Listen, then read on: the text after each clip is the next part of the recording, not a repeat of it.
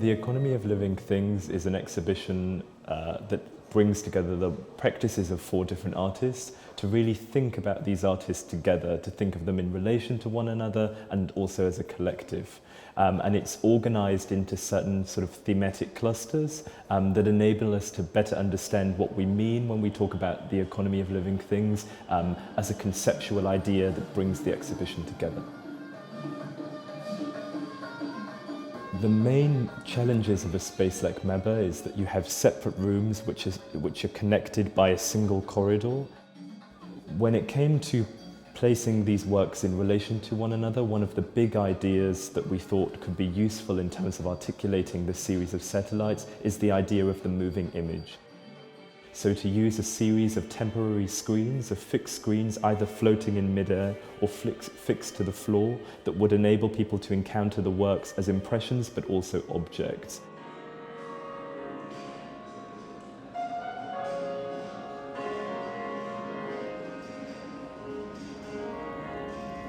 The point of doing that was to assert the notion that reality itself was not fixed and that history itself was a form of a moving image.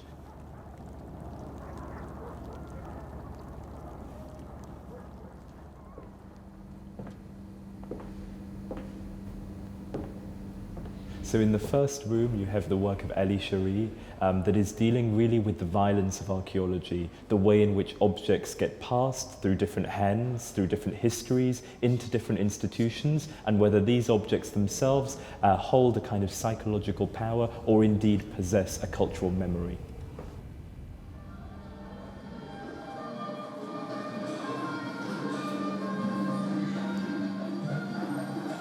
The second theme of the exhibition is very much rooted in the politics of migration. It focuses on the Colombian-British artist Oscar Murillo and his relationship to the Colombina factory in La Paila.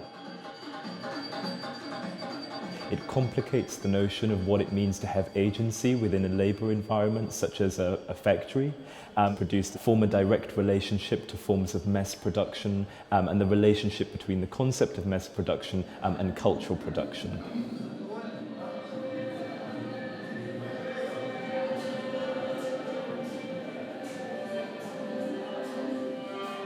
The third theme of the exhibition is rooted in the idea of how religion, particularly religion in the African American church, and specifically in the practice of mime as it's practiced by the Reverend Susan Webb and the Mime Ministry of Harlem, really conceptualized by Steffani Jemison in the work Sensus Pleniere as a work that looks at the complexities of gesture in relation to divinity and the way in which faith allows us to understand language differently and express ourselves differently.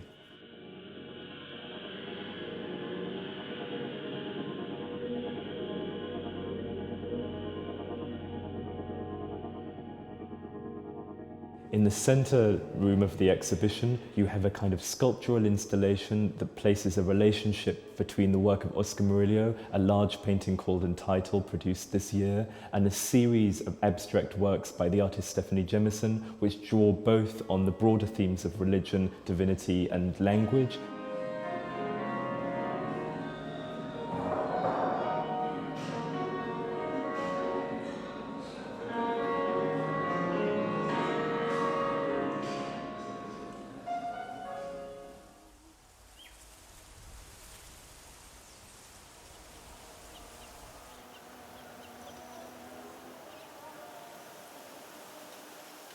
The final room of the exhibition centers on the work of Jumana Manna, an artist born in America and based between Palestine and Berlin. She herself has a very complex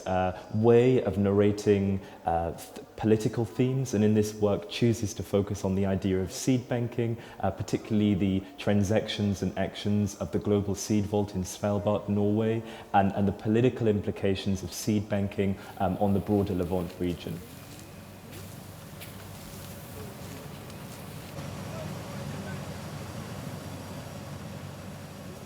What I will say about working on this series of satellites, it's been an incredibly rewarding and fascinating opportunity to really delve into artist practices, to work within the complexities of commissioning new work, And one of the things that we tried very hard to do this year is create dialogues between the artists so that the works are not thought of in isolation, but the artists are in constant dialogue with each other around the issues that are of interest to the exhibition.